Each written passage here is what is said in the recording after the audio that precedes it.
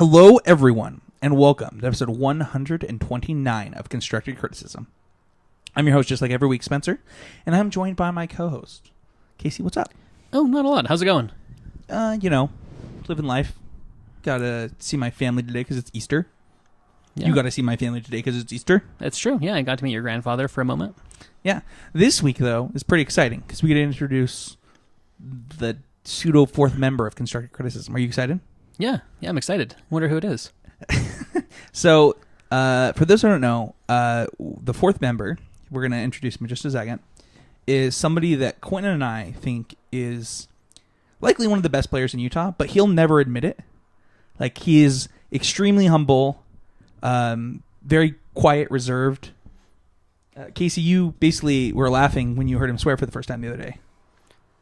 Yeah, it wasn't the first time, but I appreciate it every time he does. Yeah, and he's just so... I don't know how to explain him. I mean, all the Quentin fans are really going to like him because he just kind of says what he thinks, and he does a very good job of explaining it. And yeah, I think you guys will like him. So, Austin, what are you doing in that chair? I just thought I'd be on the podcast this time. No, you're not. You need to leave. You need to leave. That was Austin. Like, that wasn't as mean as advertised. I was expecting a lot more meanness. I mean, I don't know why he thought he could be on the podcast. I don't know. I mean, assume that he got into your house somehow. And the door's unlocked. Sure. Oh yeah, rookie mistake. But our new co-host is Michael Hinderrocker, correct? That's how you say it? Yes, it is. Thank you, Spencer. Okay, you need to be way closer to the mic. All right, moving much closer to the mic now. Yeah, you'd make out with it. That seems aggressive. I'm not going to do that. It was sterilized just not long ago. I mean, Austin was really close to this. Then Austin was into the mic, so now I can understand wanting to be having your reservations. Yeah, sure. Always use protection.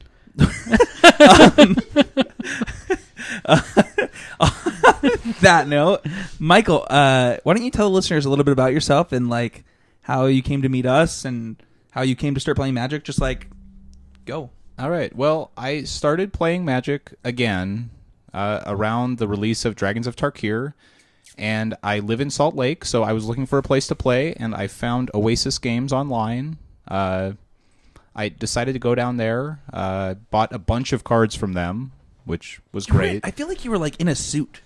I was most definitely not in a suit. I feel like the first time I saw you, you were in a button-up shirt. That's probably true. I do wear a lot of button-up shirts. Very nicely. I mean, that's different than a suit. It's a whole different level. But anyways, I started playing there and started showing up Wednesdays and Fridays playing Standard, just getting to know those people. And over time, I got to know Austin very well. My condolences. But not well enough to want to be any closer to this microphone. As well as Spencer and eventually Casey. Okay, so what are your aspirations in Magic? What do you like about Magic? Why do you play it? Magic is great for me because I am a very competitive person. I mean, I try not to be rude about it, but I Magic is a great competitive outlet. It gives me a positive way to channel my energy into trying to win at something. And something where I'm not inherently disadvantaged. As a 5'10" white guy, there's only so much I can do with a basketball. You're lying. I've watched you shoot a basketball. You beat me at basketball this week twice. Spencer, would you like to state for the podcast how tall you are? We all know. Everybody knows how tall I am. Would you say on a scale of 1 being never and 10 being frequently, how often do you need help reaching things that are on high shelves? What? So 1 being never and 10 I being have all a the time. step stool for that, Casey. So 10. You always need help. Well, it's good to have you on the show, Michael. Oh, man. Happy to be here. So this week, we're not going to spend too much time on this. My computer's going off. Matt Kling is saying stuff to us. This week is Power Ranking, Mega Rankings week / saying goodbye to cons. So this week we're going to talk about all of the decks that did well in the cons, all the way to... From Oath of the Gatewatch release until today. Today. And we're going to talk about what we feel about the decks. So let's start with So let's start with the sponsor, though. Don't forget to check out Oasis Games at oasisgameslc.com. You can get 15% off of your first order. Oh my gosh. First order by using the code CCMTG at checkout. For those of you who were getting an error, it was on the side of Crystal Commerce. We believe it's fixed. Go ahead, try to use the code again. The other code is, would that be good, for 5% off of every order. I was going to say 15 again. I was like, that's too many percents. Yeah, it seems like too many. That would be good indeed. It would be great. Don't forget that you can be a supporter of the show directly and contribute by going to patreon.com/ccmtg and becoming a patron of the show. We really appreciate all the help we can get. It makes a lot of great things possible. Michael actually got the chance to help playtest with Ryan this week. He's one of our patrons that one of the rewards for being a $25 a month patron is that you get playtesting with us. And so we playtested with Ryan just as though he was on the group that we playtest with every day. What did you think about that? It was a lot of fun. Ryan had some really good questions, and I think his instincts as far as how matchups broke down, what cards were good in the matchup, were really good. It was a lot of fun to get the chance to work with him. I appreciated his enthusiasm and also his desire to get better, because I think that's something we can all connect with, and I think that's something we all feel strongly. Yeah, absolutely. Speaking of getting better, #always-improving is every week on the podcast we talk about how we got better at Magic. We believe, like Michael said, that we're not done ever getting better. There's so much to do, so much that we can achieve and get better at. Casey, how did you get better at Magic this week? I think it's a continuation of what I've been talking about, trying to maximize getting better out of the games that I've played. I did some kind of last-minute playtesting of my deck for this weekend with Matt on Friday, and because I knew that we weren't going to have as much time, I was forced to play much more disciplined than I would in playtesting. Usually in playtesting, I'm much more adventurous in terms of lines and concepts, hands I'll keep, things like that. But being more disciplined, playing it more like a tournament, it's like that. Just I got better at playtesting this week, I think. Oh, cool. That's. I think that we all do that sometimes, where we like I'll keep this. It's playtesting. Yeah, I can keep it. I can keep this one lander. It's fine. Yeah. I'll probably get there. Probably. And I think disciplined playtesting is something that everybody can improve at. So it's good that you did. So this week I've just brewed so many decks. Too many decks. I've brewed actually too many decks. I should stop. It's not healthy. Can't stop, won't stop, right? I mean, that's. I'll never stop brewing red decks. We don't know what's good yet, so I think you're just allowed to. I mean, at least until there's a big tournament, I think you're allowed to brew. I mean, I think that you actually have to keep brewing until you find a good one. That's the rules, and right? And brewing at this point is great, right? I mean, you might not find a perfect deck, but when all the cards are new, the best way to figure out which cards you like to play with is to brew a bunch of decks and see what cards are good. Well, right. Okay, you already know what cards you like. But also, it gives you the advantage of if you're testing a bunch of different decks, you're going to be playing probably more of the cards than other people. So when other decks do start to come out of the woodworks, you're like, you know what? I like where they're going with this deck, but I think it could use this card. Yeah, one thing that I've been really impressed with was the 2-mana sorcery with Madness. The Madness, more specific. The one for red X for its Madness cost that you split the damage. It's like a fireball when you discard it, or a twin bolt when you play it. Avacyn's Judgment, I believe. Thank you, Michael. I knew I brought you on here for something. That's it. That's why he's on the show. That's it. He knows the names of at least one Magic card. Yeah. It's a high standard. It's a high standard. It's more than everybody who's ever been on this show combined, I think. So Matt Clay knows the names of cards. I did when I was working at Oasis. Sure. And then once you leave, it goes with you. So it's not like riding a bicycle? No, not even a little. That information is not stored and locked up there like I thought it was. Yeah. If you look at like notebooks that I've written deck lists down, like brewing, so many of them are almost the names of cards, or like explaining what a card is because I don't know its actual name. So, Casey, what's the name of the Madness Unsummon card? Because I think I've called it everything except its name at least 15 times today. I think it's just the wind, but it might be Into the Wind or Gone with the Wind. Into the Wind. It's definitely not Into the Wind. There's no way it's Into the Wind. Into the Night. Creepy thing coming through your window. I think it's Windy Wind. Very good. Well, how did you get better at Magic this week, Michael? I've been trying to be a little more analytical about examining my decisions, specifically. You were trying to be more analytical? Relating to how I mulligan. This is mostly based on discussions with Austin who likes to harass me for the hands that I'll keep. Into the Wind, very good. But It is called Into the Wind? it is. No, it's not. It's just wow. So, what's it called? Reading is not my strong suit, apparently. What is happening? It is called Just the Wind. Okay. Anyway, so the hands you're keeping. So, one of the things that I have always felt in Magic is that I would rather keep a hand that is very good if it gets there than mulligan hoping for a hand that has spells I can cast and lands to cast them. And over time, I'm starting to question this approach a little bit, specifically based on discussion with Austin about hands he would keep versus hands I'm keeping. Mostly related to just number of lands. I'm very happy to keep 2 landers on the play with no scry, 1 landers on the draw, sometimes with a scry, sometimes Oh, that's without. so bad. You think that, but if you hit the land, those hands tend to be great. Yeah, it depends on the deck. I don't think that's black and white. Like, if I'm playing mono red, I'm keeping 100% of 2 landers, right? So, Sure, but I'm not talking about mono red. right, but I'm saying like, it does depend on the deck. He's talking about his Jace straws. Yeah, 2 lands, Jace, sure. No, one. He's talking about 1 land Jace. On the draw. Stop. Thanks, Casey. I appreciate the support, despite the fact that this is so bad. Don't encourage him. Well, this is why I'm trying to be more analytical about it, because I think when you get caught up in the emotions of Magic, the games where you don't get there sort of don't count and you don't remember them. But the games where you do, it was right, but it sweet and feels you so were good so when it- smart. Exactly. So I'm trying to be more analytical about how exactly those hands really are working out for me. Okay. So you're like keeping track in like a spreadsheet?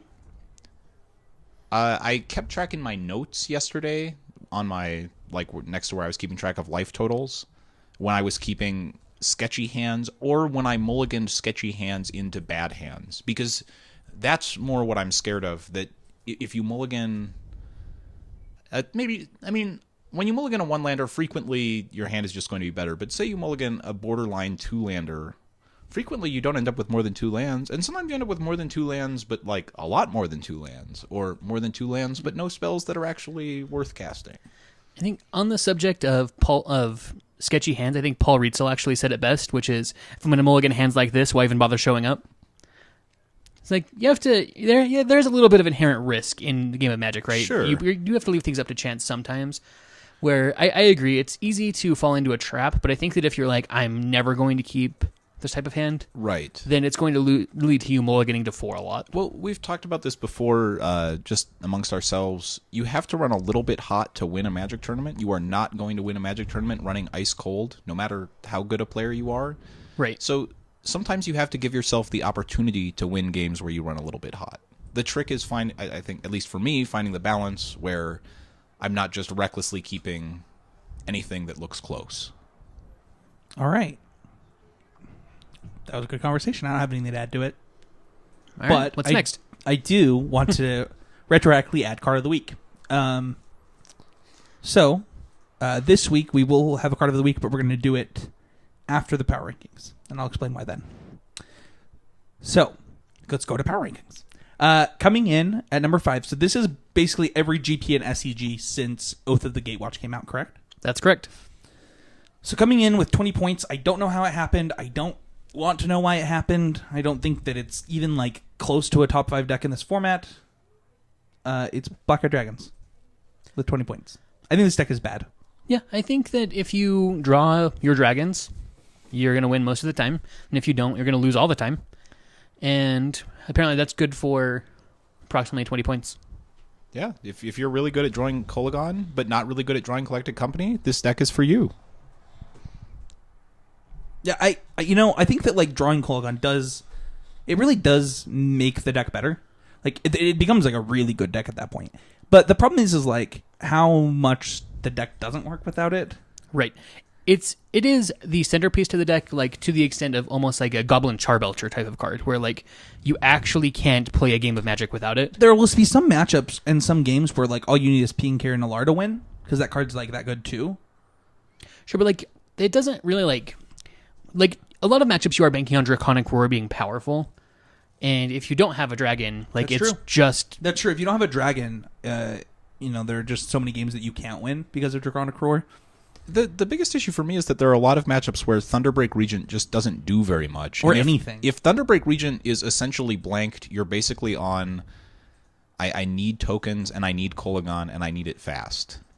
Yeah, And if you like that, if you want to play a very linear deck, or if you believe yourself to be very good at drawing Kolagon the Storm's Fury, it's great. very true. That's a good way to put it. That being said, like, there are very powerful cards in the deck, and I think that is what makes the makeup of the deck, and I think that it does draw... I think good players still play it. Yeah. I think that this deck, I've said it before on the show, where it's kind of a deck where all the cards are either 2s or 10s, depending on the matchup and the game state, where, like, sometimes you're like, well, I don't know how I can ever win with these cards, and then it's how can I ever lose with these same cards, just in a different game. So, I don't know, it's very, very swingy, and I was never enthusiastic about the idea of playing this deck. Coming in next, we have Abzan Agro. Why is it called that? Why did you call it that? Because I'm super lazy, and that's how they were formatted already. I see. Yeah. We're in a fight. This is so Abzan mid-range comes in with 28 points. I think that this deck is better than 28 points. I think people were so sick of Siege Rhino that they stopped playing it. Yeah, I agree. I think that some of its success was also undercut by Mardu Green. Yeah. Which was just kind of like the bad version of this deck that was sexier. Right. I agree. In the last couple of weeks, especially, you've seen a lot of good players on Mardu Green. I think at the last SCG I saw Chris Anderson, Tom Ross, among others, playing Mardu Green. And I think for most of these people, it hasn't worked out all that well, largely because the mana is so much worse than Abzan. But I think a lot of the people who would otherwise play Abzan, you sort of get a split. Yeah, I agree. And also, that deck is just kind of odd, and like that you're making your mana worse, but the spells aren't getting meaningfully better. So like you're just doing it for something to do. Yeah, I think that I played Mardu Green and I did fall in love with it. I thought the deck was really fun and really sweet, and a new flavor of like not the same boring thing that I've been. It was Cherry Coke. What? It was different but worse. Yeah, Cherry Coke. Right? Yeah, it was just like a slight twist on an old classic that was just measurably worse. Okay. But I do think that, like, if I were to guess which of these decks, like, were the best in this format, I think I would put this deck at number 2. But it doesn't fall there because I think that so many people didn't want to play it. Yeah, I agree. I think that there were plenty of weeks where it was the best positioned deck. I think it's also a deck that can be deceptively, although it's very powerful, can be deceptively tricky to play, just in terms of getting the most out of your cards. I mean, they're all very powerful, but that doesn't mean every game you just get to jam Siege Rhino into Wingmate Rock. Yeah, it's not always Warden level, Anafenza, Rhino, Rock. Right. And when you're only getting, say, it's a deck that's very easy to get 80 to 85% out of, right? Yeah. You win all the draws where you're great. Where your deck great. is just perfect. But it's actually, I believe it to be a very difficult deck to win with when you get to the games where you have actual decisions to make. And I think that can be reflected in the results too. That the best players maybe are on decks that are more challenging, so the players that are playing Abzan aren't necessarily... You're not getting the best players in the world choosing that deck. Yeah, that's probably true because, there was a best deck in this format, and it was very good. It was the best deck every week. And so to people like the Owen Turtenwalds of the world who really, made their bread and butter last year playing Abzan, they wouldn't play a deck other than Rally for money. You couldn't pay him an extra $100 at tournament because his equity is higher just playing Rally. And a lot of people felt that way. So I think that this agree deck, with that 100%. Yeah, this deck was good. It was just, it would just kind of always fell by the wayside. What's next? All right, next up we have Jeskai Black with 34 points. This deck's gone through kind of a lot of iterations. I feel like this was the deck that was so not the same as it was ever. Right. It's different every time. Yeah, and you can have 2 of them in the top 8, and it's one of them's like an aggro deck with Mantis Riders. Do you think that that's because it's actually just a control deck? And like they're just building their deck for their expected metagame, what they think is going to happen? Yeah, I actually... Oh, I go feel ahead. like this deck falls closer to Mardu Green actually than you might think in terms of just the way it plays. I think it's much better than Mardu Green, but I think you can sort of build it in a lot of different ways, and depending on what you want out of your creatures, you could play as few as, I don't know, 3? You could try to just play 3, although that would be less than 4 Jaces, so it's probably not good. Oh, sure. I wasn't counting that as a creature. Okay. Thank you for the clarification. Yeah, not a problem. I was just thinking Monastery Mentor.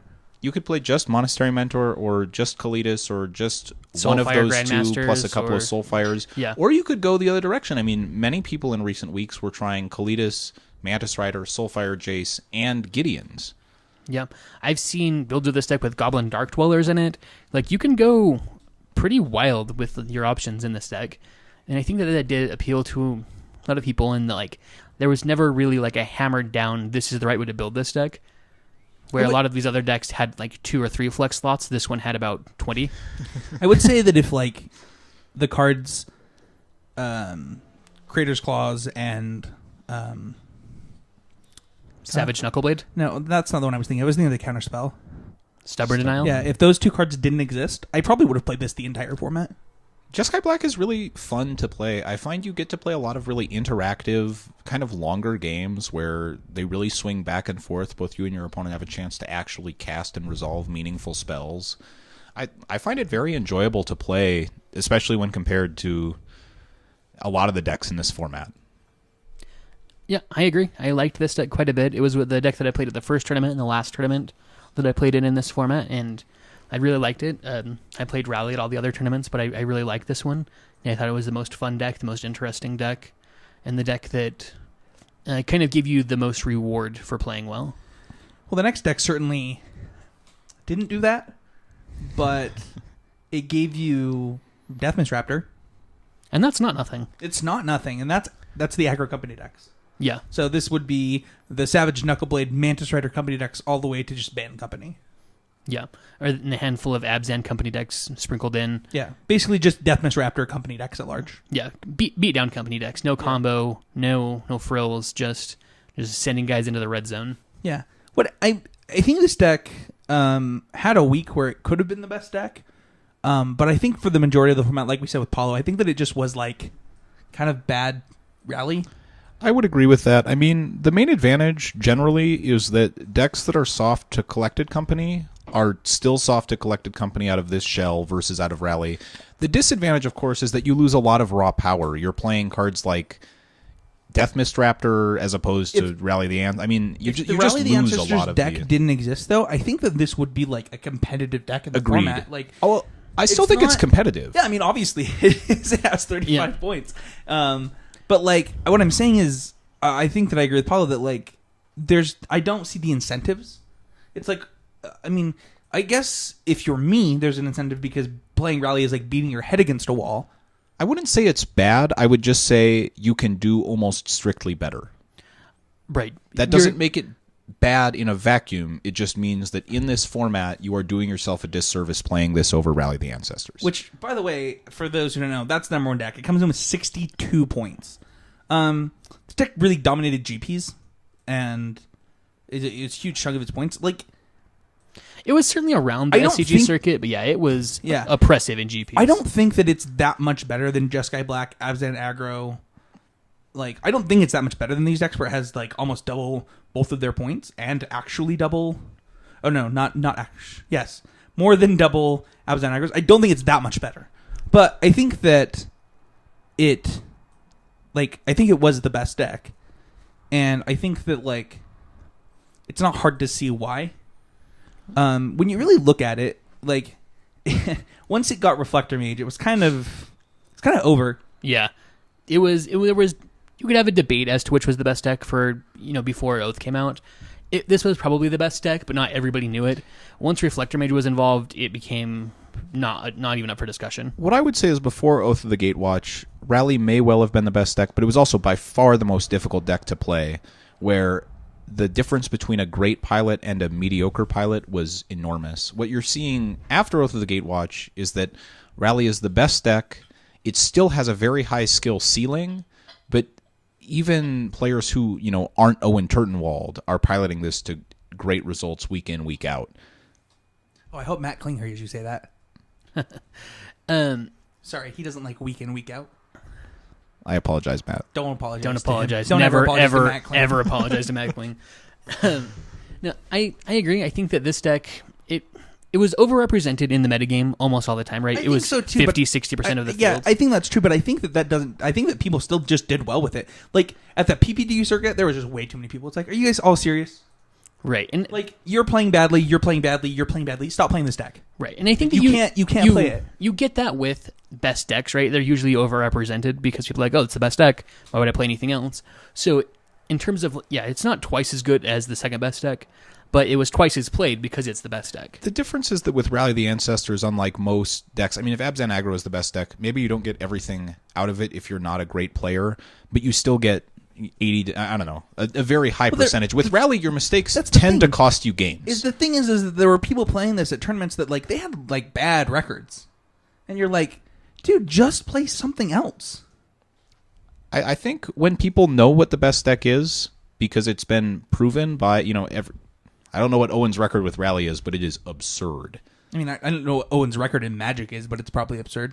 Sure, but when you get him writing hyperbolic articles that basically say you should absolutely not consider ever playing anything else while Sure. this deck is legal, I think it puts people in a spot where they feel like they're doing themselves a disservice by playing something else, even if they don't want to be playing it. That's what it did to Casey, and Casey did not like it. No, yeah, that deck is like the worst job I've ever had. It's not even fun at all. The worst job I ever. Now, I quite enjoy Rally, but I don't think I'm good enough with it for it to be better than playing a deck that I can play better. And I don't say that as someone who's atrocious with Rally the Ancestors, but I think it's a deck where when you're really playing against players packing a lot of hate, you need to be on your game. You need to not miss anything, and every mistake you make really costs you. I mean, with Abzan, I don't know, maybe you should have cast a Den Protector face up and you thought it would be better to hold it in your hand later, and it costs you a little bit. But most of the decision trees are fairly obvious. With Rally, you are forced to make really complex and difficult decisions almost every turn of the game. Yeah, I agree. See, with Abzan, for example, if you make it a point to spend all of your mana every turn, you're probably going to get pretty close to the optimal line. Right? Not 100%, but pretty close. Where with this deck, you can make, a decision on one of your early collected companies that comes back to haunt you 17 turns later when you're casting your second Rally of the Ancestors. It requires a very intricate knowledge of individual matchups. It requires very tight sideboarding.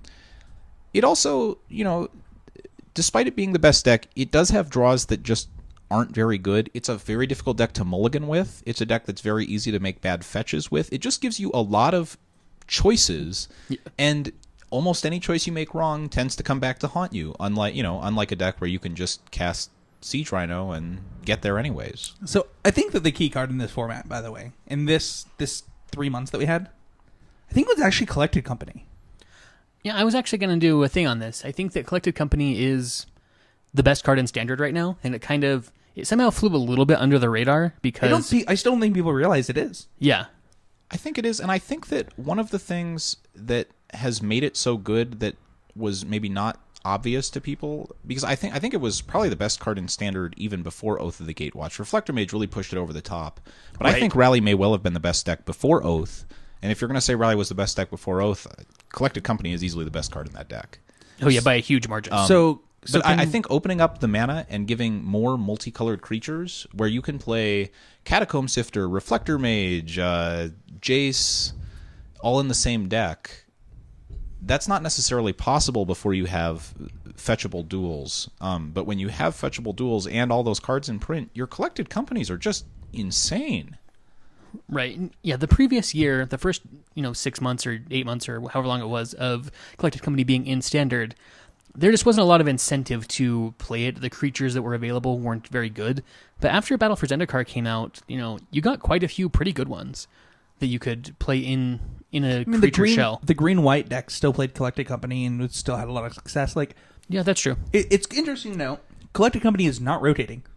Yep, another 6 months. But look at the average Collected Company you get out of the green-white deck versus the average Collected Company you get out of the four-color. I'm just saying the best card in Standard right now is not rotating. Sure. Yep. And so because of that, we're going to give 4 away.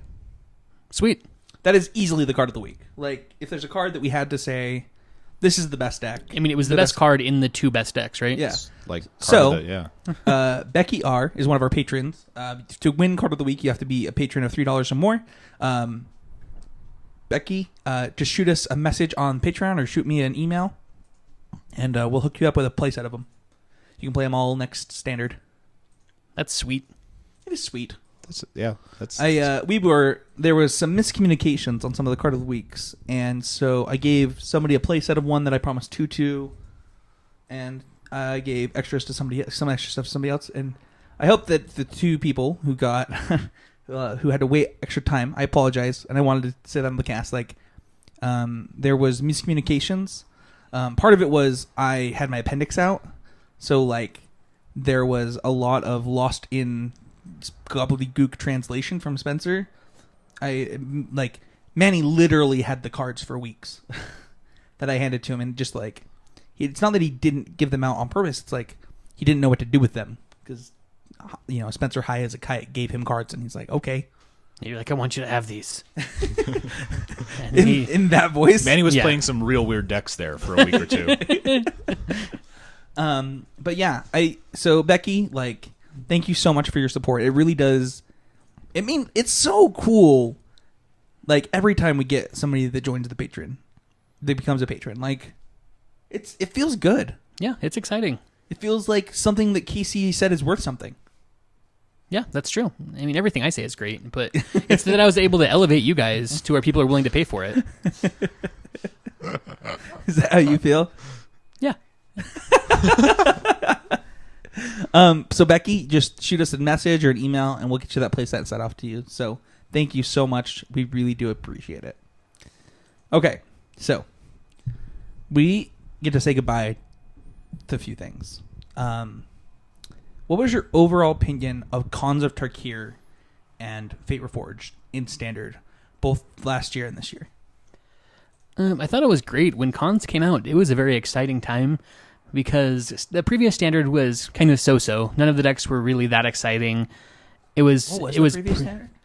Return to Ravnica Theros, so it was mono black format. Oh gosh. Where by the time that rotation happened, I was jumping for joy. I was so ready to be done with it.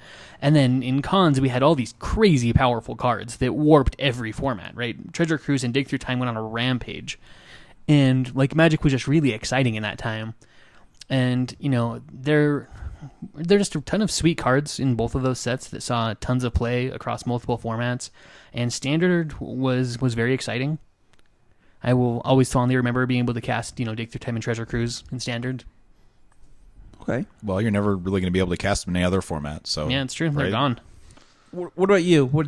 Your time with these cards? What's your overall opinion of it, Michael? Well, I think my perspective is a little bit warped, given that I didn't start playing until Dragons came out. But I really enjoyed the cards. They certainly... my biggest shock coming back to the game was how good creatures were. I mean, the last time I played before that was around Mirrodin, and I guess maybe the affinity creatures were better, but there were so many things stapled on Magic cards. You cast Siege Rhino, and you're just like, wow, this only costs 4? Yeah. This would have costed 6 when I was last playing. Yeah, in Alpha, that card would cost 11 mana. Yeah. I Alliances, enjoyed it. I mean, not Alliances. Homelands, it would have cost 15. Yeah, and it wouldn't have had trample, right? It would have And it would have had a downside. Yeah, exactly.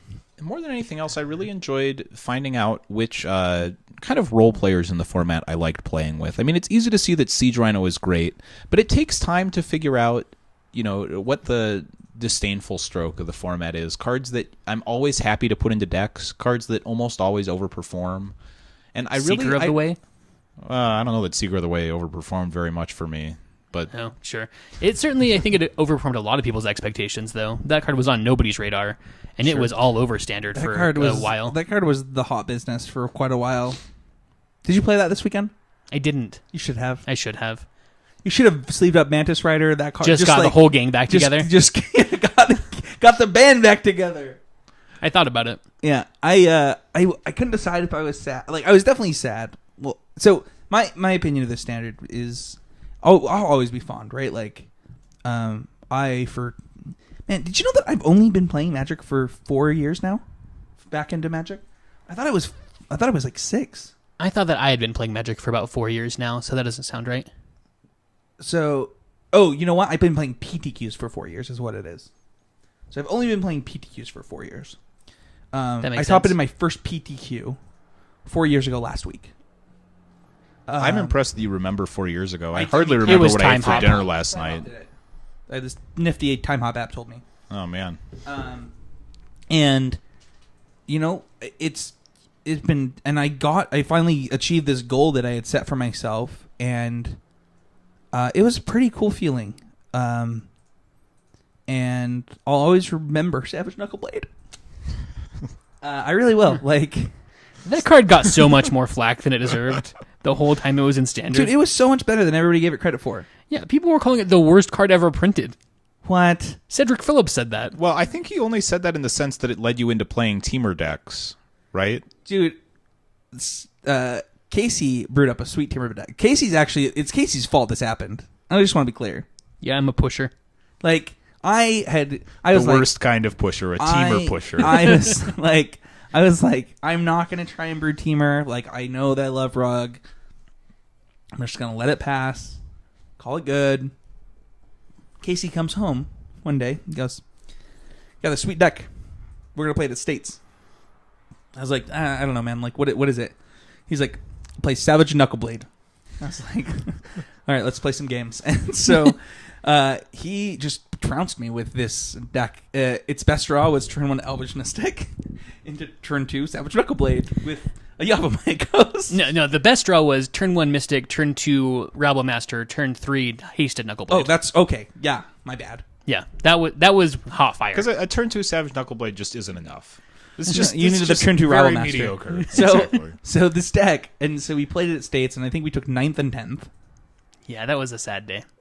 That is depressing. But But like, I think that like my fire burned ever brighter from that. But I didn't touch another Savage Knuckleblade until, man, it would have been a while, right? Yeah, I think so. Like, Not until Dragons of Tarkir came out. And the thing is, I think that when I look back on it, Savage Knuckleblade probably won't be the card that I miss the most. It will probably be those two role players, just like you were talking about, Michael. Like, I'll miss Crater's Claws and I'll miss Stubborn Denial. Like, I'll miss Stubborn Denial a lot. I think that might be in like my top 10 favorite Magic cards. and I think I speak for basically everyone we know when I say I won't miss hearing about Crater's Claws. I think you guys brought up Crater's Claws way more than I did. well, that's because you kept trying to play it. I didn't try and play it. I did play. I literally qualified for a Pro Tour pointing a Crater's Claws at my opponent's face. That was what won me the game to qualify for me for a Pro Tour. How poetic is that? Did you make them sign it? No, I can do it. Do you want me to ask him? Who was it? It was it's Kyle Monson. I'm going to message him right now. Aggressive. Super aggressive. I mean, maybe enough time has passed now that you won't get punched in the face for His this. Yeah, last- it's probably still a bad beat story to him. His last message to me is this.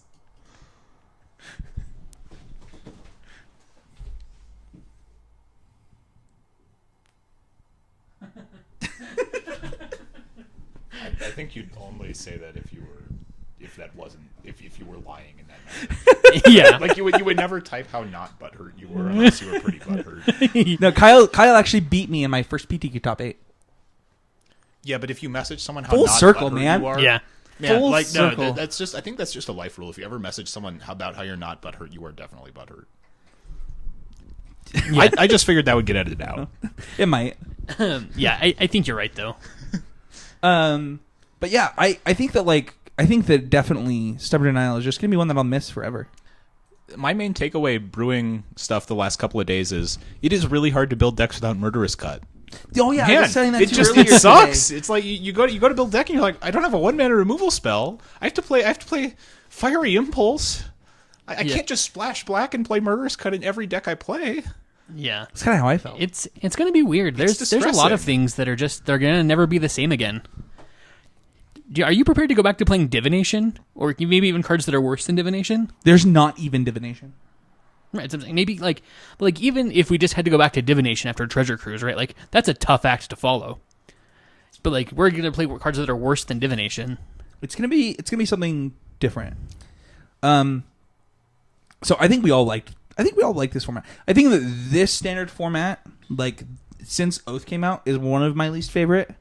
But I think that after Origins came out, it was terrible, and after Oath came out, it was terrible. But I think everything in between was great. Yeah, I quit I took a break around the time Origins came out. Oath, Reflector Mage is just not a very fun card. So I'm not super excited to have that for another year. I think Reflector Mage being so problematic is actually a symptom of the mana being too good, not a Reflector Mage problem. I think with Reflector Mage being harder to cast, I mean, I've never had a Reflector Mage hard cast against me that I felt was super overpowered. Reflector Mage feels really stupid when it comes in off a collected company, especially 2 Reflector Mages. But when you have to actually pay for them, or you have to play 3-color bad mana in an aggressive deck, I'm not sold on Reflector Mage being a boogeyman of the format. So it's funny that we're talking about this, because my next question was Siege Tyranno too powerful? Casey? No, it was good, but it's not like one of the most broken cards ever. You know, it's not even as good as Thragtusk was in its format, right? It was just like around for longer. I know people like, it's so funny. People like wanted Thragtusk banned, and people want something banned in every format. But yeah, ever. Yeah. People, I've heard people ranting that a Ration Cleric needs to be banned. Oh my gosh, that was so funny. Who was that against? I don't remember. But there's people that want cards banned in every format. People were trying to get Pack Rat banned in Limited. It doesn't even make sense. I'm just saying, like what? What? Yeah. This is so, like, people say the dumbest things. I think Siege Rhino... Were you there when somebody cast an Irration Cleric? It was Quentin casting a Irration Cleric? Uh-huh. Did you just tell the story? Yeah, about the guy that was ranting about how it's oppressive and needs to be banned? Yes. Okay. Yeah, it's literally the thing I was just talking about. Okay, sorry, I was reading the Facebook message I just got sent. I mean, if I'd sent you a message that I wasn't butthurt, and then you sent me a request to sign my creator's clause, I would be upset too. Like a year later. I might be more upset a year later.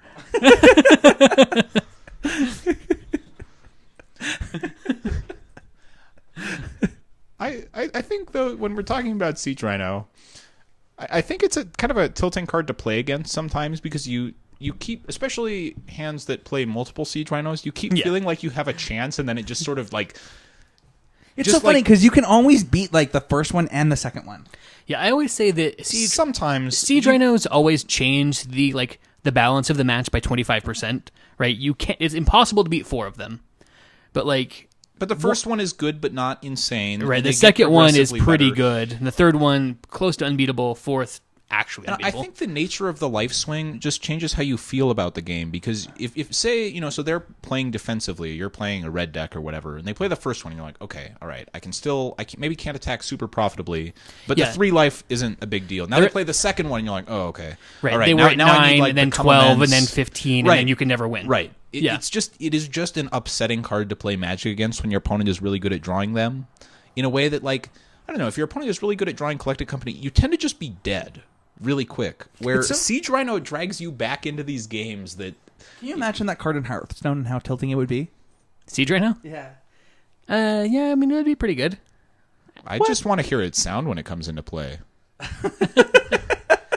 Well, like, it's funny. Like, the reason I Isn't think that about card this, like just worse than Piloted Shredder? Is it? I think so. If there were a Magic card that was Piloted Shredder, I think that I would play. What is Piloted Shredder? It's a 4-mana 4/3 that when it dies, you get a random 2-drop.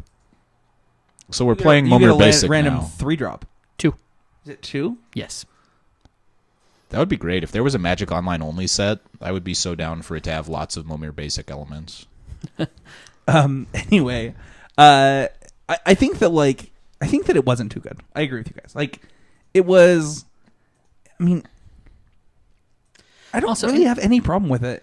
Anybody who ever said it was too good just never had the satisfaction of Hushwing Griffing a Siege Rhino. Because that might be the only one that's ever had that satisfaction. That's not true. But that was a good time. I mean, I think Siege Rhino was a great card also because, I mean, obviously it's just very good, but the shell around it was really good too. When you look at like the supporting 3-drop, 2-drop, that exist in the 5-drop, I guess, when you get to surround it with like Dramoga's Command, Wingmate Rock, Anafenza, Warden, like the deck just ended up playing a lot of the best cards. Abzan Charm, right? I mean, Elspeth on the front half, right? Sure. Well, and maybe you thought, right? I mean, maybe Savage Knuckleblade would have been better if Temur Charm was a Magic card. Yeah. Yeah, that card has modes, man. Has anyone ever cast a Temur Charm against you, Casey? He's cast Temur Charm. Yeah, I think Spencer has. And I've cast him against tons of people. I don't think Spencer counts in this discussion. I mean, I haven't played a Temur Charm since Casey gave me a deck with Temur Charm in it. Okay. Yeah. I see Casey's the instigator here. Yeah, I told you I'm a pusher. Temur Charm is fine. But I mean, I think you understand what I'm saying. That I think if the core surrounding Savage Knuckleblade had been better, maybe we would have thought Savage Knuckleblade was I mean, right. Any card that you get to play in the deck with all the best cards, I think that is going to feel every good. Siege Rhino opponent I ever played Savage Knuckleblade against almost felt like Savage Knuckleblade was oppressive. So, like, I think that the majority, like, I think that Abzan Charm and Anafenza absolutely had a ton to do with Siege Rhino. That's what I was going to say. Is if Mantis Rider and Savage Knuckleblade had a running mate as good as Anafenza, then Siege Rhino wouldn't have been oppressive. Yeah, and if Mardu Horde Chief or Brutal Horde Chief had, anything. Is that even the good one? Isn't Butcher of the Horde the good one? I don't know the names of any cards. It's probably Butcher of the Horde. I mean, it's a Mardu card. We've definitely never played it. That card stopped play when it was new. It did. But one of the things that I think about is the Sidisi decks that saw play for forever. Yeah. And then now, it's been over a year. Yeah, and then there was no Whip of Erebos, and then that card was unplayable. Right, I remember. I'm just saying. Man. Whip of Erebos, dude. I missed that card. I think the real problem even with When I called Sidisi... Whip of Erebos the new Thragtusk. Yeah, and I said that's the dumbest thing you've ever said. It might have been. I mean, at least it saw play. No, I mean, I thought it was oppressive. It's this is the stupidest Magic card. Well, it probably was oppressive against Temur. My Kratos Claws is never killing Oh my them. gosh, I didn't play Temur against Whip of Erebos ever. Likely story. The idea, I mean, that's probably true. I probably actually did play against Whip of Erebos with your team. Well, maybe not. I'm not sure. I don't know. What will you actually miss the most? Is it just Treasure Cruise, Casey? Yeah, more dig through time than Treasure Cruise, but yeah. Matt. Michael, what in the world? I'm sorry, that was an insult. How are you doing, Michael? You feel okay? I'm doing worse now, but hanging in there. What will you miss the most? Well, I haven't played through rotation in over 10 years, so honestly, I'll just miss feeling comfortable with my ability to evaluate what's in a format. You miss Fetchlands? No, actually, I'm so happy to not have... My least favorite sequence in Standard, evolving Wilds into Fetchland. Because you have to fetch on their end step when you're playing Rally, because the basic will come into play tapped. So you have to fetch on their end step, and then you draw and immediately fetch again. It's just... All right. Pick up the deck, give it a good old shuffle. But I will miss feeling like I know what's good, and feeling like I can pick up a bunch of different decks. Like, just feeling like I have to figure out a format again. Sure. It's hard. It's a brave new world. Yeah, definitely Creator's Clause and Stubborn Denial. Not even close. I will say that it might also be Rattleclaw Mystic. That card is sweet. I played that card in so many different types of strategies. I played that card in aggro decks. I played that deck in a combo deck. I played that card in a ramp deck. I played that that card got a lot of love for a $2 card. Yeah, I played that card more than any mana guy I've ever played by a lot. Because it was just so versatile. And also people, you could just have nothing going on. You'd play a morph, and they'd be like, oh, I have to completely derail my game plan to kill this morph. Sure. And then you're like, it was a mistake, stupid. Well, I think Cons and Fate Reforged as a whole just had a lot of interesting Magic cards. I mean, one of the things when you get mana costs that are a little bit tougher, you just get a lot of effects stapled onto cards where they normally aren't. I mean, something like Crackling Doom, for example, is not the kind of card that is often printed. Yeah. I'm so glad that card's gone. And Cons was also really interesting in that it was replacing... Sorry, it wasn't replacing, but it was following Theros, which was not the most like not the most elegant set. Oh like my most gosh! of the How many were, cards were like these terrible cards? Right, but Like- but they were very blunt instruments. Even the ones that were good, it was like, okay, make my guy unblockable, attack or you. like Brimaz, right? It's like there's not a lot of subtlety. It's just this Right, card it is just really does strong. You it just does play the it and thing that it attack. does, Yeah. right? Yeah. Where Crackling Doom, even like as one of a million cards in cons, it had a lot of nuance to it. Well, especially as Jace came into the format and you start getting these questions with, okay, so I can plus to not kill some things, or I really don't want to pop my opponent's hangerback walker, so how do I play around this? And it definitely. So, what was the best deck from when cons started to when cons left? I say Abzan. Yeah, I don't think it's particularly close. If we're going to include all flavors of Abzan as Abzan, then yes. Yeah, Abzan. Not even like Siege Rhino decks at large have to make up like more points than second and third. Yeah, but Yeah. I mean, it Oh, yeah. did that in a lot of weeks. I mean, yeah, it did that at the beginning of this format. I mean, in the beginning, like Abzan was more than second and third, like multiple weeks in a row, like throughout the time of like before Oath, and then almost all of last year. I think that it's just not close. yeah, I mean, it won 2 Pro Tours, right? Siege Rhino did? Yeah, It did? didn't it win Pro Tour Battle for Zendikar and Pro Tour Cons of Tarkir? The Peanut Gallery is nodding, so I'm pretty sure. Oh, wow! I did not realize that. Yeah, twice as many as Sphinx's Revelation. That's true. I think that when that deck infinity attracts times good many players, though. as things like what was the card I was thinking of? Never mind. Pack Rat? Yeah, that one 0, right? Yep. Yeah. I think when you get a deck that's Cloud from Emperor linear won like that and Yeah, it it did. attracts the best players in the format, you're going to get a lot of good results because Yeah. there just isn't much that can go wrong when you play Abzan. I mean, sure, I guess you can draw badly with anything, but the card quality in that deck is just so high. You're not asking that much to get winning draws, especially if there are people playing decks that just frankly aren't as good. Yeah, I also think that Abzan had a really interesting impact on deck building in terms of like the way that people started building mana bases. Like, when was the last time you saw a deck that curved out at 5 that played 27 lands before this format? Never. It had never happened. But people were like, the only way you can actually lose a match of Magic with this deck is to get mana screwed. So we're going to play as many as it takes.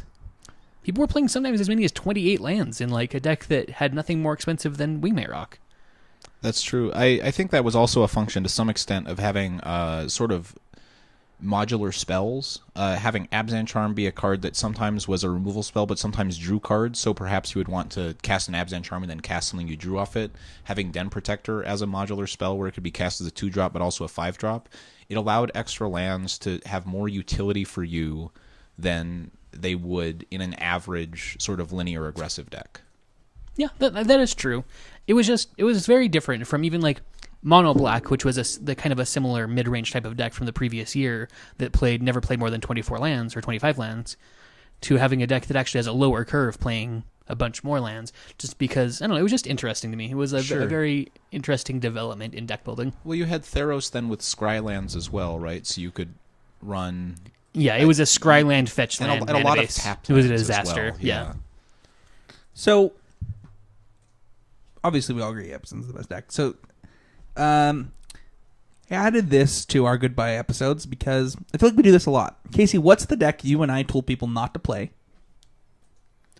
I feel like there was several. Or the card not to play, like I mean, or not to play. Like, what card, what was our, like, this is our, we're going to stand this is by. the hill we chose to die on. Yeah, like Grey Merchant of Asphodel. Let's see. Or Cloudfin Raptor for me. Yeah, I mean, That card is bad. Listen, and results speak for themselves, right? That card was great. No, Judge's Familiar Yeah, I is mean- multi-format all-star. Yeah, back-to-back Pro Tours for that card. Exactly. In totally different shells. I mean, it obviously carried 2 completely terrible decks to Pro Tour victories, right? But Cloudfin Raptor, that I'll die on that hill 100 times. Let's see. There were a handful of decks throughout the last year and a half that we were just like, why would you ever play this? Bant Company is one of them. Black Red Dragons is one of them. I'm trying to think if there was a big one from I the think previous Black year. Red Dragons is mine. Yeah, I'm trying to think back to see if there was something the previous year that I was like, don't play this. Why are you doing this to yourself? Wasn't there a green-white devotion deck last year? Yeah, that deck was okay though. It wasn't was it the bad. Mastery of the Unseen one? Yeah. Yeah. That deck was that bad. deck was great for about a week. That deck was bad. I won a lot of money on Magic Online with that deck in about a 3-day span, and then it got hated out. But that deck was great. For when that about deck 3 first days. came out, it was like, how do you ever beat this? You don't. Yeah. That deck was bad. That deck squared off in the final. I believe it was GP Miami, where the finals was a mirror match where both players ended up at like 300 something life. Yeah, it went over 3 hours. Oh, glorious. That would be one. I don't know. Green White Devotion is one that I was just like, why would you ever play this over Green Red? Yeah. Mardu. Chain to the Rocks Mardu. That's the one. That deck was unplayable. Chain to the Rocks Mardu? Yeah. What deck is this?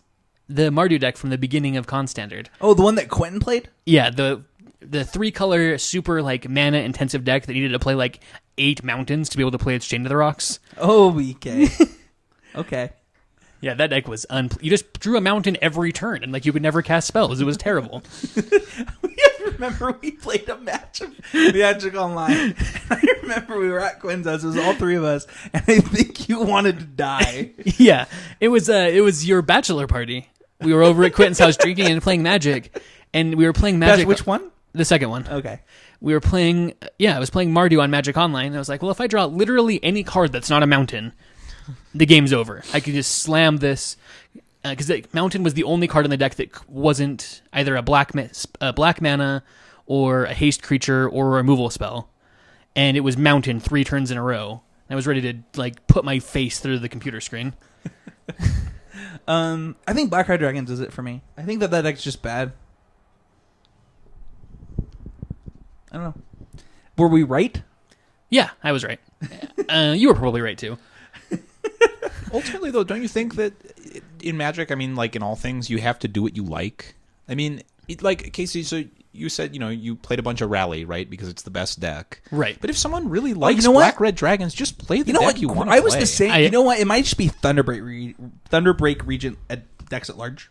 Oh yeah, because there was Because Green Red Dragons was also terrible. and Mardu Dragons was worse than that. Like, just stop trying to play Thunderbreak Regent. Stop trying to make fetch happen. It's not going to happen. Oh my gosh, the card is not good.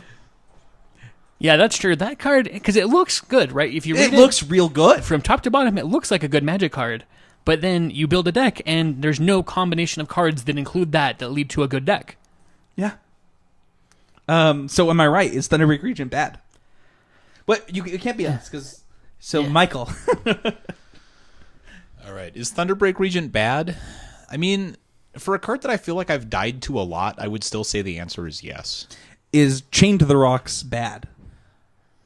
I wish the answer wasn't yes, because there were a lot of sweet Sam Black decks with Chain to the Rocks that I wanted to be good, but they just weren't. No, so Chain of the Rocks wasn't bad. So in Red White, which was No, like the that best deck deck was- for a period of time, That was A not short true. period. That deck was good.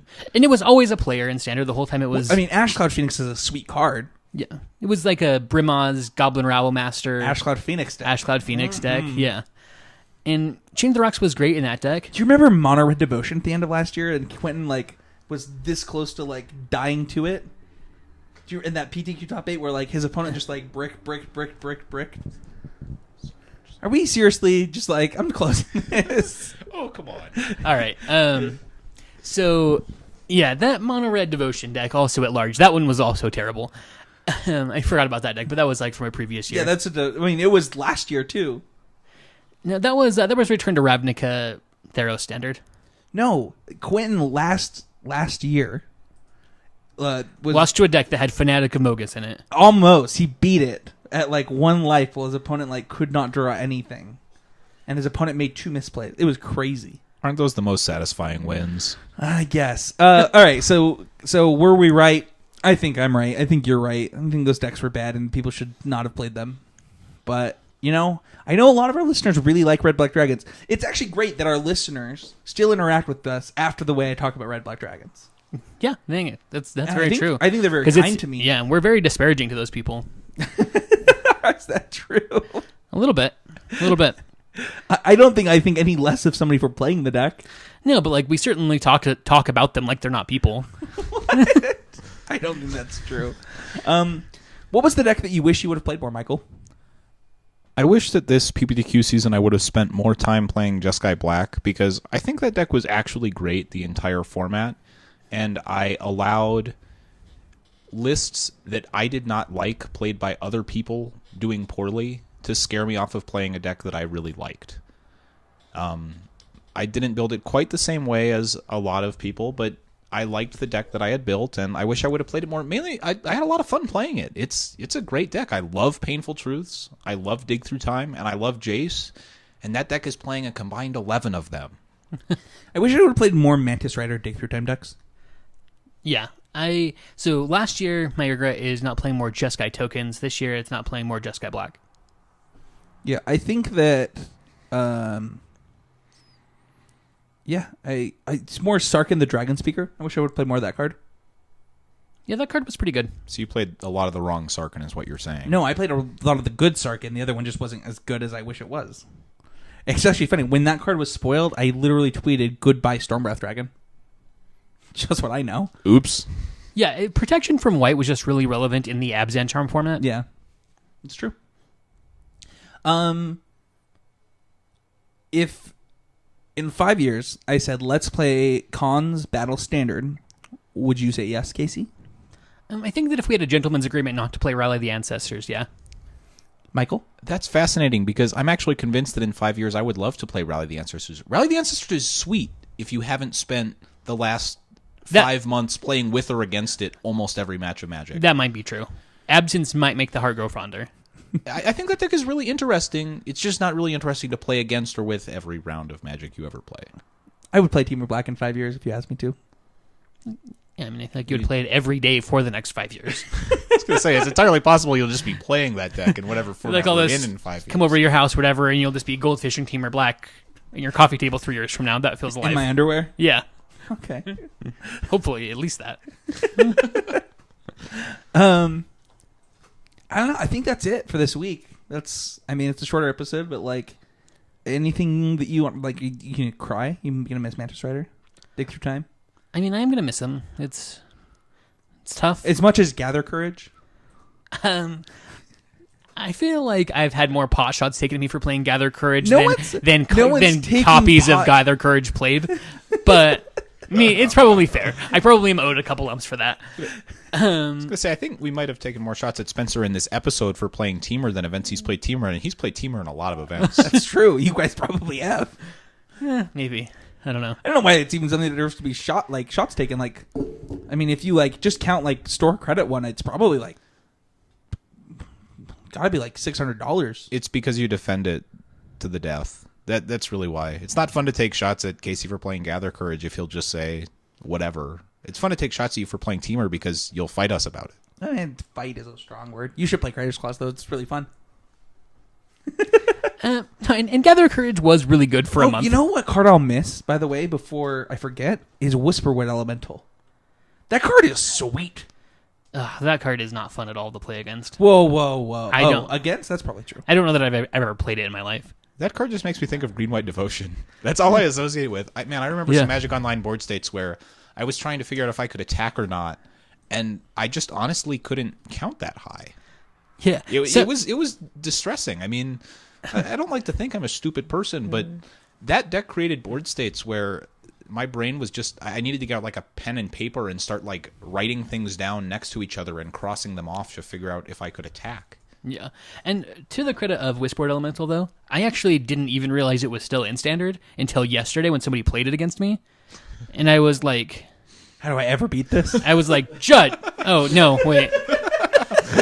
Why has nobody played this card in 8 months? This was in my sideboard for so long in Teamer.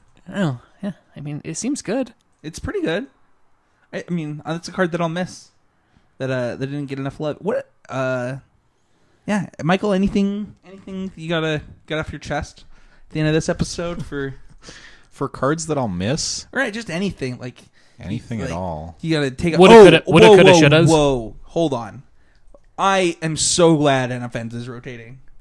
Can we be clear about this? Something you are a serious Anafenza hater. That is the dumbest Magic card. Yeah, weirdly unbeatable. I'm gonna get you a foil one and frame it. For what? So I can burn it? No, I'll frame it. That card is stupid. Basically, anytime they go 2-drop Anafenza, I'm like, why? Why? Why? Because you know what the most fun thing in Magic is? What? Winning. But like, I think that was the first time we played. I was actually really good at drawing Elspeth. I remember this game distinctly because you were way ahead and had a lot of stuff on the board, and I think I ripped an Elspeth and you had a Stubborn Denial, and I top decked another Elspeth and then top I decked do the remember Siege that. Rhino. Why did you remind me of that? It was really good. I mean, it confirmed my belief that The Elspeth Magic is really good? easy. Yeah. No, you just draw Elspeth off the top whenever you need it, and Magic is really easy. But you did one of those games that you beat me was with 2-drop into NFNs. I'm pretty sure. I mean, probably. I was think playing it was specifically Abzan. Hangerback Walker into NFNs, and I was on tilt. Yuck. That's a combo. Combo deck. Yeah, I don't know. Like, I am so glad that that's gone, but I think I will be sad to see things like Siege Rhino, Dig Through Time, Treasure Cruise, basically all the blue cards and all the good green cards. Yeah, it was interesting. It was a very powerful set that really shook up Magic. So it will be kind of sad to see it go, just in general. There were so many cards that would have been probably like the best card in another set that actually never saw play. That's true. Siege That's Rhino true. squeezed out a lot of other things. There What was were a lot of the- other things that were just not as good as What's Anafenza the and 4-drop Rhino. with haste that's the 4/2 that like pumps your team when it hits? Shaman of the Great Hunt. That card is so good. Yeah. Like, so good, and saw play in like 2 tournaments. It literally, I mean, we had Tannen on when he top 8'd with that card in his green-red devotion deck, and like just didn't see play again. I top 8'd like 4 tournaments with that in my Gather Courage deck. That card just lines up so badly against Siege Rhino.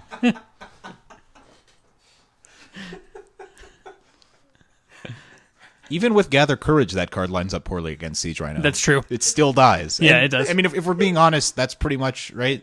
Yeah. In every format, there's sort of the gold standard, right? If you don't hold up to whatever the most played card is, you're just not going to see play. Even if in a vacuum, you seem really sweet. That was great. All right. Yeah. Like once Tarmogoyf became popular, nobody ever played Werebear again. You were done with that part of your life. It doesn't make Werebear bad. It just makes Tarmogoyf better. Right. What? Werebear was Tarmogoyf before Tarmogoyf was Tarmogoyf. Isn't it like a 3/3? It's a a 4/4 4/4 with Threshold. When you have Threshold, it's a 2-mana 1/1 that taps stat green, and Threshold gets +3/+3. Isn't it a 2-mana 2/2? Yeah, Nope, it's it's a 2-mana 1/1. isn't it? I thought it was a bear. Nope, Oh, go. I'm pretty sure. He's going to Google this. While he's doing that, thank you for listening. You can join the MTGO clan by messaging me on MTGO at Spencer13 Dev. That's Spencer13 DEV. You can check out our sponsor, OasisGamesLLC.com, OasisCCG.com, and MTGOasis.com. You can join the Patreon and become a patron of the show. The next Patreon goal is to have an extra episode, and it'll be really fun. We're excited about it. A lot of the goals are content-based, so check it out. Yep. So it was a 2-mana 1/1 that tapped for a green, and when you had Threshold, it was a 4/4. I played that card in a lot of casual decks as a child, so I like it. I would. Wild Mongrels. I don't think I had any Basking Root Wallas, so Wild Mongrel wasn't very good in my decks. Sure. Oh, magic. Don't forget, but you can find us on MTGcast, YouTube, OasisGamesLLC.com, and ConstructiveCriticism.com. Also, don't forget to check out our sister podcast, or brother podcast, or my other podcast. I don't know what to call it. It's our second cousin podcast. Is that how you feel about it? Yeah. I don't know. You were just talking for a long time. Just check out Limited Time Only on all the same places, as well as puremtgo.com. Casey, where can people find you? You can find Other than your mom's house. Or Your mom's Quentin's house. Whoa. or Quentin's Whoa. mom's house. You can find me on Twitter at CC Bloodthirst or on Facebook at Casey Tuna Bloodworth. Michael, this is your chance Oh, to get all glorious. the Twitter followers. Just what I've always wanted. You can send me a tweet to my account with 0 tweets, which is... You've never tweeted? No. Can you send your first tweet right now? I've had an account since 2009, Hold on. Will you and I send have a 0 tweet? tweets. Will you just tweet hashtag would that be good right now? I will. In fact, will you tweet, I am the new co-host of at CCMTG, hashtag would that be good? I will. You can find me on Twitter at MH1NDY, which is M Hindi, but with a 1. Or on Facebook, Michael Hinderocker. Or the Constructive Criticism Facebook group. You're there. I am. I will be nice to you, unlike Casey or Austin or sometimes Spencer. I'm never mean to anyone but Austin When have on I there. ever been mean to anybody other than Spencer? Probably people who play Black Red Dragons. That's not. I'm not mean to them on there. I'm mean to Austin because Austin's stupid. Okay, I will be almost as nice as Spencer. You can find me on Twitter at Spencer13H. You can find me on Facebook at Spencer Stephen Howland. You can join the Constructive Criticism Facebook group. We're happy to add you on there. Yeah, let's give some shout outs. So shout out to you, Michael. So thanks for coming on the show. It was fun. I hope you had fun. Did you have fun? It was a lot of fun. I really enjoyed myself, but I knew I would. I like you guys. Aw. Oh, I like you too. And that takes a lot for Casey to say that to somebody, so he really likes you. He Very thinks good. you're pretty. Also true. Yeah. Casey, shout outs? No shout outs this week. I also have a shout out to Quentin because I lost a game of 2-on-2 for me and him by being slower than Austin Belts. That's embarrassing. It is embarrassing. It was embarrassing. I got embarrassed. He had 3 layups on me, and I was like, oh, this sucks. Yeah, it's pretty bad. It is. It's pretty bad. I'm surprised you would admit to that, actually. Yeah. I mean, I'm fat and ugly and stupid. So, Michael, any shout outs? I'm going to shout out Austin for being kind enough to take his letdown gently. Dude, I don't know why he's here. He's literally still in the room, in the corner, crying. Like, what is his problem?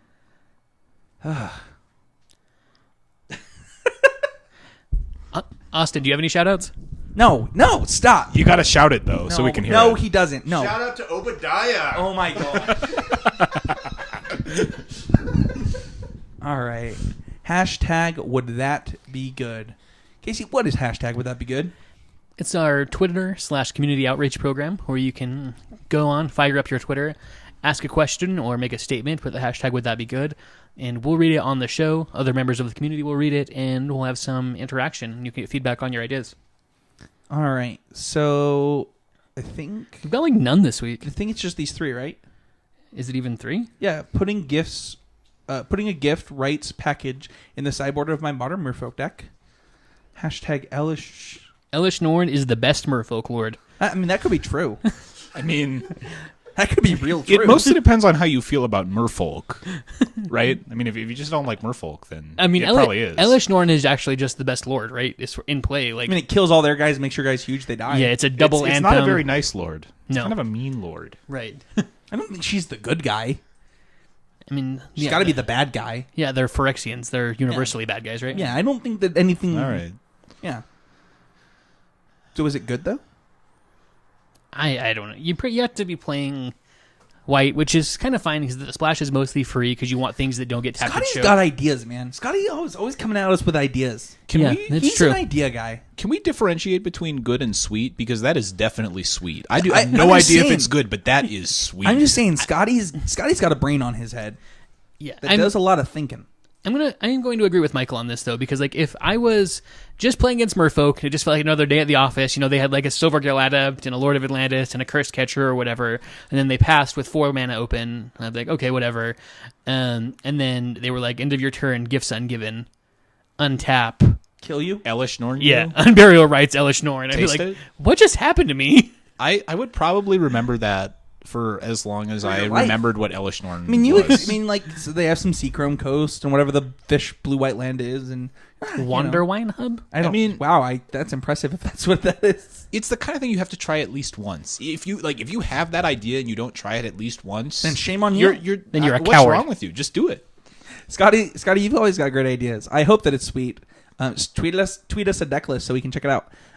Patrick says, lost in 3, 2 lands. Snapcaster plus Surgical is my bay. Also, what does bay mean? 1-1. I gotta teach you. Hashtag legacy. Hashtag would that be good? So bay means before all else. Before anyone else. Whatever. They're your top person, your favorite person in the whole world. Casey, you are not my bay. I appreciate that. That would be moderately I concerning. thought you were going to say that would be me, and I was like, No, it would be moderately concerning given that you have a wife. I mean, Obi's easily my bae. Don't tell Dev that. Oh, she knows. I get him at the divorce. So Lost in Lands to 3. Lost in 3 to Lands. Lost- So he played against Lands. Okay. And you Snapcaster plus Surgical is my bae. So what does Snapcaster Surgical have to do with it? Because it's a Life from the Loam deck. Yeah. Right. So why It's called why did Getting he Him. lose? Because Because he only that drew only in worked one one game. out of 3 games. Yeah. Oh. He We'll probably pour it ate a out for you sweet, later, sweet Patrick. Merit Lage token the other 2 games. Yeah. Sweet Merit Leash token. I'll pour one out for you later, Patrick. It is not good that you lost and that you didn't get to do that more. Oh, look at this one. I'm the new co-host of Constructive Criticism. Oh, hashtag first tweet. Is that something that trends? Is that something that I don't people- know. It was my second hashtag. I should have hashtagged second hashtag, but I'm Yeah, but then it's a vicious Not cycle. so 'cause Right. Twizzler sizzle. Hashtag first tweet. What? What? Read that again? Not so hashtag Twizzler less Lizzie. What? I don't know what that means. Twitterless. One more time. It was way better when it was about Twizzlers. I'm really disappointed now. I thought it was about Twizzlers. All right, everybody. Speaking of which, does anyone want a Twizzler? yeah, well, Yeah, we're I gonna can go go get for some a Twizzler Twizzlers, now. and we'll see you guys all next week. See ya. You're supposed to say bye, Michael. Bye.